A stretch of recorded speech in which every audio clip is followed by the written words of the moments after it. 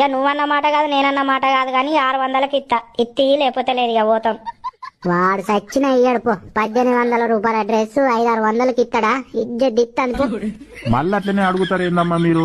నాకు ఒక అంగి 650-700 రూపాయలు పడుతుంది. నాకు పడని నేను ఎట్లా ఇవ్వాలి మీకు డ్రెస్? సరే తీసేటు ఇయ్యకపోతావా అయితే? పారా పోదాంపా. అరే మెల్లగా నడువురా, వాడు వెళ్తాడు. ఇచ్చే రేట్ అడిగినట్టు మళ్ళా వెళ్తాడట వాడు. ఓ అమ్మా ఇట్రాయిగా లాస్ట్ 1000 రూపాయలు ఇచ్చి తీసుకోపోరి.